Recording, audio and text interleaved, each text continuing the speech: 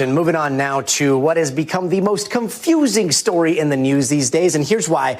Because as compelling as this video I'm about to show you is, we just do not have straight answers on what we're seeing. Of course, we're talking UFOs again, or unidentified anomalous phenomenon, as the government calls it. And we just came across a very odd, very under the radar release of some videos and documents that I've been trying to get for years.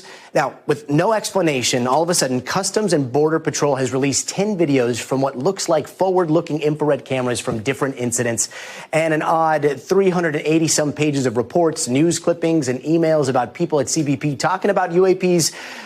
But there is a lot redacted, so it's hard to understand exactly what's going on. And some of it has to do with agents saying they've seen stuff and being scared of the whole stigma that comes with talking about UAPs.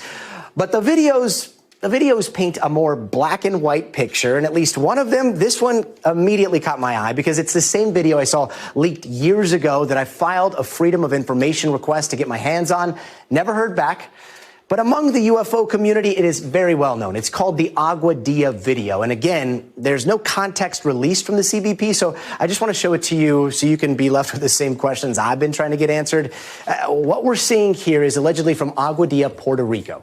And back in 2013, a CBP aircraft spots this thing that you're seeing right there in the middle of your screen flying over the airport, tracks it for several minutes. They're trying to figure out what it is. They just don't know. They don't have an exact size, but they think it's smaller than a plane. And they follow it as you see it there, going over some trees, going over a road, going over some fields. It's heading towards the ocean. Now, we're going to fast forward just a bit towards the ocean because that is when things get weird. Here you see it dip down into the ocean, doesn't seem to lose any speed, then continues on, then maybe it looks like, I don't know, it splits into two or something, or maybe something joins it before they try to track it, disappears, just gets lost in the water, and then they lose sight of it. And again, we haven't heard an official comment on what this is from CBP. There have been theories that this is everything from a pelican to a UFO that can somehow dip into the water without losing velocity, which is beyond anything we have. So what it is, we don't know, but it is weird, and you'd think someone would tell us what was going on since this happened back in 2013.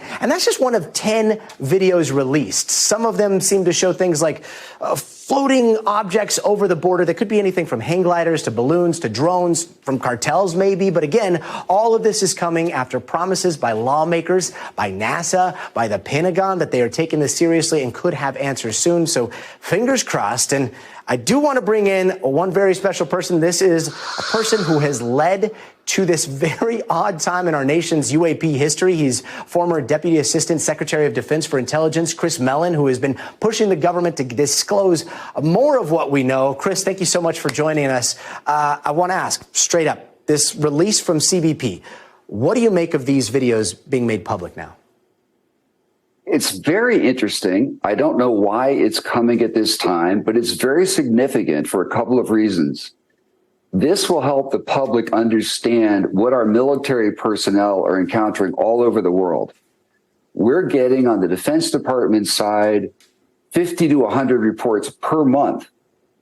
And this is happening globally. It's happening overseas. It's happening off the East Coast and the West Coast. And this will help people better understand why Congress takes the issue seriously, why it's a national security issue, some of the challenges we're facing monitoring and controlling our airspace in the wake of the Chinese balloons, and of course, the explosion of drone use around the world. So I think it's very helpful, and kudos to Customs and Border Patrol. So I've been watching these videos probably way too much today. And, you know, some of them, the Agua Dia video still kind of baffles me. And yet some of the videos that we've seen, they look like they could be a hang glider. They look like they could be a balloon.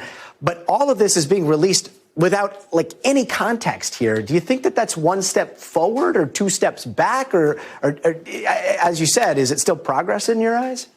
It's absolutely progress in my eyes. I hope that the Defense Department and intelligence community are paying attention. These videos were released. People are not freaking out. They're not overreacting. It's helping to educate the public. They have many videos that are of a similar unclassified nature, or were, until they, out of the blue, created this new classification guide that made everything automatically classified. I don't think that's lawful. I don't think that's consistent with the executive order governing classification. but they're withholding a lot of similar kinds of videos from the public on that basis. I know this is kind of a technical question. I hate to put you on the spot, but do you know of anything that the United States has that can go from air to sea without losing velocity? I do not. I will say that the Chinese recently demonstrated a drone that could go underwater and go back into the air. This, of course, I'm not suggesting this was necessarily a Chinese drone. We're seeing a wide range of things. It's important for the public to understand this is happening. It's happening a lot. And it's quite a zoo of different things. Sometimes they're 50-foot wide objects that go at hypersonic speeds. More often, they're these small, mysterious sort of things in orbs.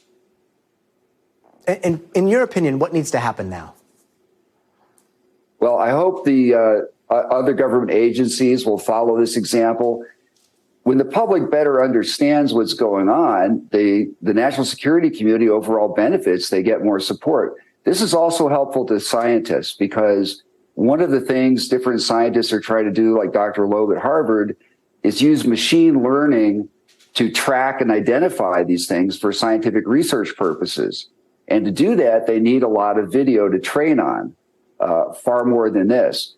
But it's a great public service. I think it will help. I think it'll help people's understanding a bit and better understand the challenge that our military has in this era when drones are so prolific and we're seeing these other very strange and extraordinary things.